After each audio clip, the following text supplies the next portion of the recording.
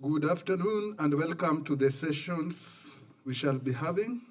And Father Hilary Ndu Okeke will start us off, handling eschatology and African traditional religion. Father, you have 20 minutes of your presentation and we shall have 10 minutes to field and answer questions. Welcome.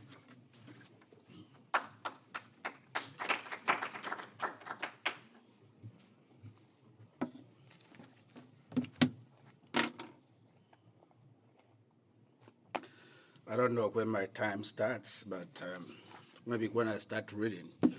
Some of you saw me for the first time today, and when you heard the name, you were thinking of one bishop. Unfortunately, I was the only person who dressed like a priest here. There were many priests are here. So I'm privileged to join you guys on today's World Conference. Yeah, I think the microphone is open now. So, my theme is Eschatology and African Traditional Religion. The reality of life is at the same level of abstraction as the reality of death, any time and any place. Most world religions hold as sacrosanct that human life begins at birth and ends with death, which is not an absolute end. The doctrine of life after death, or eschatology in Christian parlance, is the religious language of faith and hope that is linked to the fulfillment of divine promises. While Christian eschatology is summed up in the four last things: death, judgment, hell or hell, the African traditional religion has not fixed an eschatological locus or modus operandi. They only believe that life does not end in the grave, since the individual can transit into another form of existence known as the living dead. Seeking to construct that African traditional religion has a sense of eschatology that has greatly aided some African converts in appreciating their Christian faith, this paper argues that both African Christians and non-Christians have a clear notion of life after death, judgment, and rewards.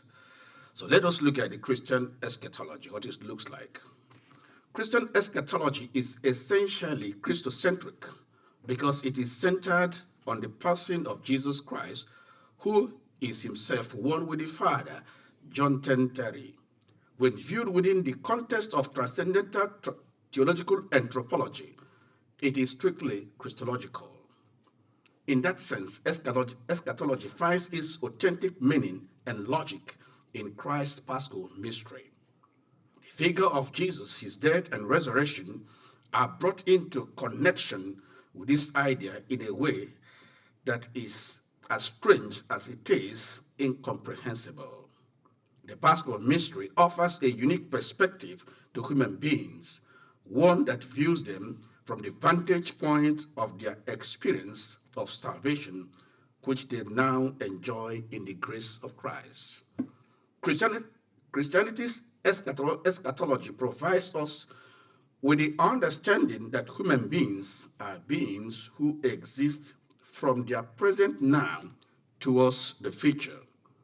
With the crossing of the frontier of death, the future dimension of mankind is opened up, and its future has already begun. When the human person can no longer respond to the life-giving energy of the soul, death is said to have occurred. Then the body, now unvivified, falls away into its element, never to be reunited with the soul. Since the soul does not die with the body, it is a spirit and cannot exercise its power outside the body. Thus, an individual's hope of continuous existence lies only in the human soul, which is immortal. Eschatology is a theology that points out to the absolute future of the human person and his final destination. In this sense, we see that in ecclesiology. The church is eschatological. The Greek term ecclesia is used in the New Testament, has some ecclesiastical, eschatological undertone. It means an assembly or convocation, and more specifically, the convocation of saints that will be realized to the full at the eschaton. The Pauline concept of Christians being saints who are chosen to have a share in the divine light suggests that every Christian aspires to possess eternal life. Therefore, Christian anthropology deals with futurology and Christian eschatology. Christians believe in the future home of immortality and confess the second coming of Jesus Christ, parousia, as stipulated in the Nicene Creed. They confess that Jesus will come again to judge the living and the dead, and his kingdom will have no end. Therefore, all look forward to some kind of future consummation in eschaton. Theologians of various epochs, using this imagery of pilgrimage, continuously indicate that the earthly church, ecclesia militans, in all its imperfections, is hopeful. She is marched in hope to unite with the heavenly and glorious church, ecclesia triumphants, where they will enjoy the beatification of God. Capturing this eschatological hope of Christians, Lonergan maintains that until there shall be no heavens and a new earth in which justice dwells, the pilgrim church in her sacraments and institutions, which pertains to the present time, has the appearance of the word, which is passing, and she dwells among creatures who groan in pain until now and await the revelation of the sons of God. My time is running. Now, let me just leave this. We have gotten the concept of Christian eschatology, which has to do with the four last things. So let me dive into the eschatological concept in the African traditional religion. I don't want to miss that. That's more important to me. Religious beliefs are naturally and extremely important to Africans. Africa is such a many-layered continent that it cannot be squeezed into a single overall framework. This is precisely because each society has something peculiar and special to it. However, ancestor worship could stand as one of their unifying characteristics across Black Africa. The idea of the living dead is a phenomenon that projects their eschatological worldview. It presents the belief system that those who lived righteously and died are still close to their loved ones, as their graves are not far from either their family or the community. Many will argue that the concept of last judgment, as understood from a Christian perspective, is not rooted in African traditional religion. A. Shorter notes that in African traditional religion, there is no idea of a historical culmination or an eschatological era. It would be surprising if we find this theme of the last judgment of mankind among the Africans. There is no emphasis on the last judgment like the Christians do, because life for them is linked to the present.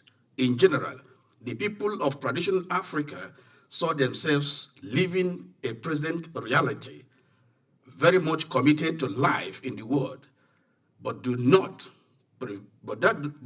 prevent them from expressing their hope in salvation, nor yet the consciousness of undergoing a trial in life itself, even a trial that reached a climax at the moment of death. It follows then that the African traditionalists are convinced that there is always a judgment that follows one's action, which qualifies a person at death to join their ancestors. They believe that the supreme being, supreme capital and being capital, that means God, is the supreme judge who oversees all that one does while having physical existence. Like the sun which travels overhead or whose eyes scan the earth, all things are open to the Supreme Being and all secrets are revealed. Moreover, judgment can be immediate, for sunshine is a blessing, but its heat can be a curse. It is a common belief among some Africans that judgment begins once one arrives in the spirit world. When the physical body is laid to rest, the spirit departs to an unspecified destination commonly referred to as the spirit world to face some kind of judgment. So by implication, they hold that a person is made with body and soul by the eternal Creator. The Black African eschatological worldview is theocentric, not Christocentric. It is a form of eschatological belief that is also open to all Messianic religions, including Jewish, Christian, and Muslim, as well as similar religious characteristics, as well as similar religions characterized by a Messianic hope. It provides a broader interpretation of the term to accommodate the idea that Africans believe in God and value virtuous life. In effect, their eschatological worldview is not Christocentric. It is not only grounded on Jesus' revelation and proclamation of God's kingdom, but it is also oriented towards Christ's return in glory, towards the coming of a new heaven and earth that the risen and glorious Christ will bring about upon his return to judgment, to judge the righteous and the sinner, living and the dead, and to institute his eternal reign. Eschatology deals with last things, that is something that began in time and will probably end in time. In African ancestral worship, the notion of time is timeless. John Mbiti puts it right when he says that African people expect human history to continue forever. They measure time with natural events such as days, weeks, months, years, and seasons end and come again and again. For instance, the rainy season is associated with famine, and the dry season is associated with harvesting, forming a cyclical pattern for them. So, in the sense of messianic expectation and in the perspective of a cosmic apocalyptic making the final and destruction of this earthly world, there is no eschatological consciousness of time in African ancestral religion.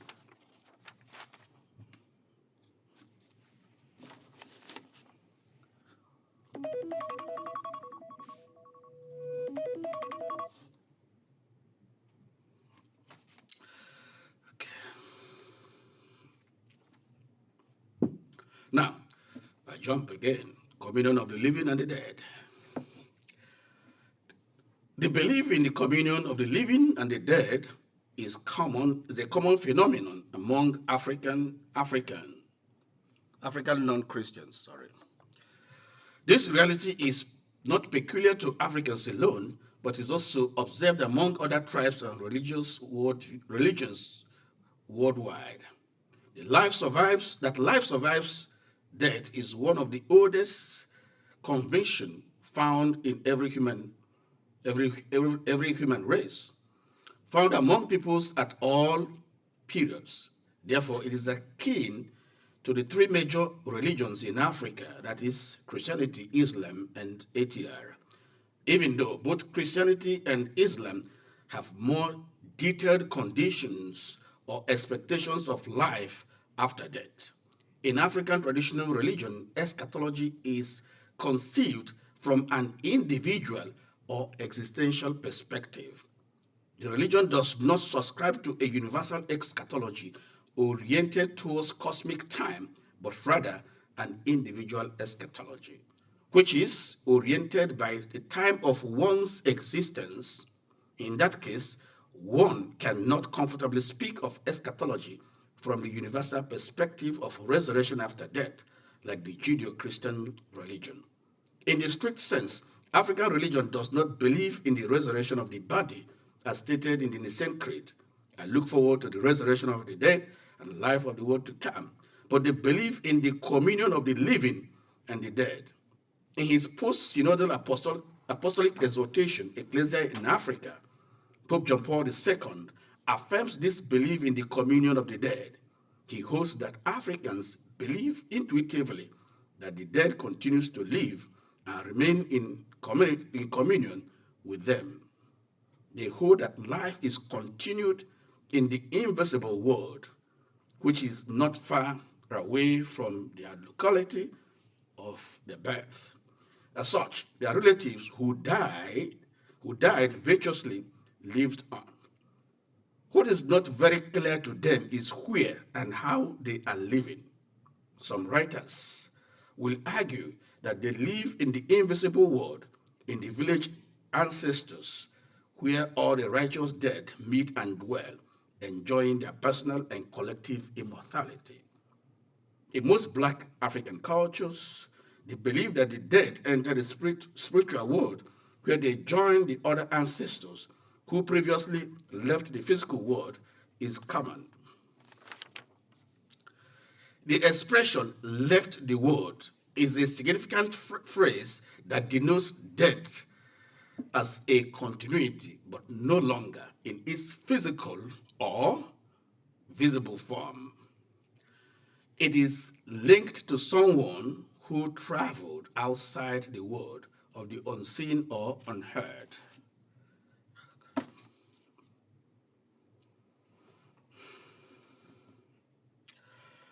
The Platonic duality of two worlds, where the physical world is a mere shadow of a higher perfect realm of forms, does not exist in its clearest sense for them. This does not fully align with prevalent perspective found in African traditional cultures and philosophies, since they cannot visualize any geographical separation from their dead, who are often buried around the house. For the majority of people, however, the next world is in fact geographically here, being separated from them only by the virtue of being invisible to human beings. In effect, the grave is the only thing that physically separates the living and the dead. Most people even consider the hereafter to be the grave, since the living visit grave and pour libations to them. Therefore, the ground is always the point of contact between the living and the dead, such that in some cultures, when they want to invoke the spirit of their dead ancestors, recourse is made solely to the ground. The ground on which people walk is therefore the most intimate point of contact or immediate point of contact between the living and the dead and their relatives. However, such belief might not be strictly limited to Black Africans. The Ghanaian Archbishop Sapong notes that the belief in the existence of the spirits of the dead and their influence over the living is found among all people in every conceivable religion and culture. Christians believe in saints who are only good Christians who are dead and believed to be in heaven enjoying eternal bliss with their Creator and Father. In sum, African traditional religion does not express what should be expected in the eschaton or the actual destination of someone after physical death. What is not questionable is that they have life, power, and are immortal beings. The profound conviction of the vitality and continuity of death as a great crowd of witnesses cannot be explained in African terms as a simple experience of the survivors. Consequently, the eschatological consciousness is not found on longing or expectation in the claim of resurrection. No.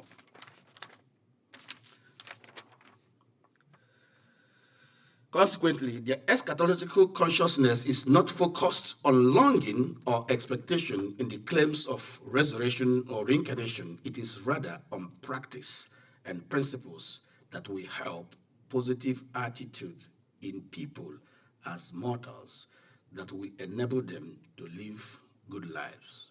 Thank you. Thank you. Get the mic. It's at the other. Yeah.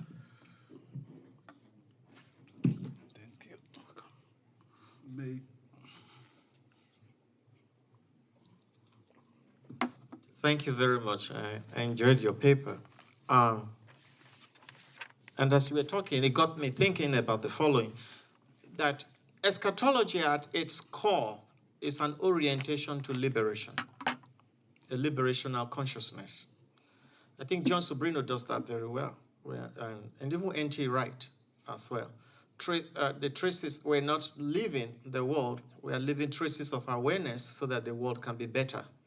I was thinking maybe you could take it that way. I was wanting to see it done, to see you engage that. Because, and if you tie it also to the African religious worldview, the ancestors, if we are going to say ancestors are products of eschatology, it is, at the end of the day, a liberational focus. The ancestors want to make the lives of their descendants they leave behind to be fully realized, abundant life. So that obstacles to that life, structural sin and social sin, are diminished so that these people have a fecundity. And so also in Christianity, it's there as well. I think that if we look at that, that is the real focus of eschatology, not just an escapist. I know you're not talking about escapist stuff, but some people think of eschatology as an escapist pathway. But it is really trying to say this world is the world of God, like N.T. Wright says. This is a different dimension of this world that we are entering into. And so it is a dimension where sin has no power and structures of sin have no power as well. Thank you for your contribution. Is this mic working? Yes. Okay. Now, when I took it from the point of view of ecclesiology, there are two things there that tells you the church here and the church there, hope, future. When you think it's an escape, it's not an escape. Because here, what is it? If you look at the Noah's Ark, what is there is both the good and the bad, which St. Augustine called corpus permistrum. So in that movement, I'm taking it from the Christian point of view, everybody is there hoping the bad can be good. And so the life, you cannot separate the goat from the sheep or the wheat from the tares. You have to wait for it. But the most important thing is that there is a consciousness that something comes after, whatever you are doing. So that will also help you to help those behind you, either to better their life or to imitate what you are doing. And I'm glad you brought that up. And to add to it quickly, that the Ecclesia Militante, is oriented to Ecclesia Triumphante, that this church militant does not disappear. It becomes transformed to a triumphant church. It's a movement. It's in pilgrimage.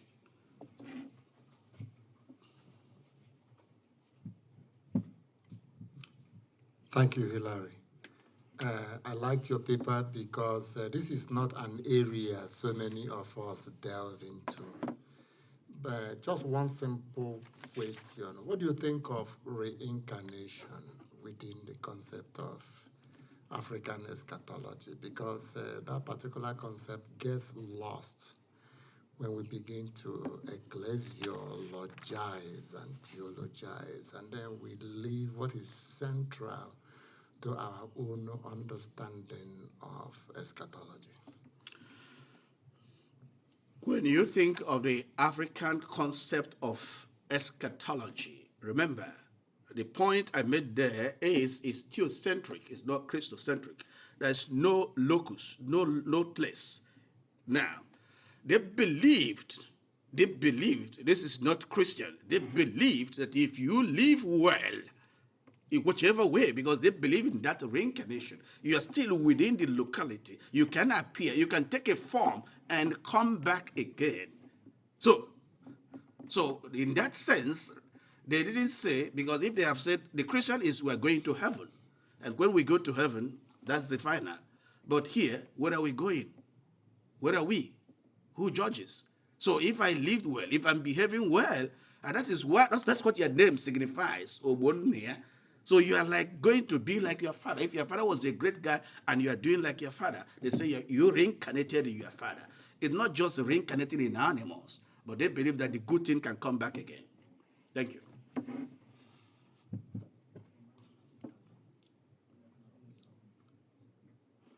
So if there are no more questions, we thank you so much, Father Hilary, and a round of applause. Thank you. You managed the time so well.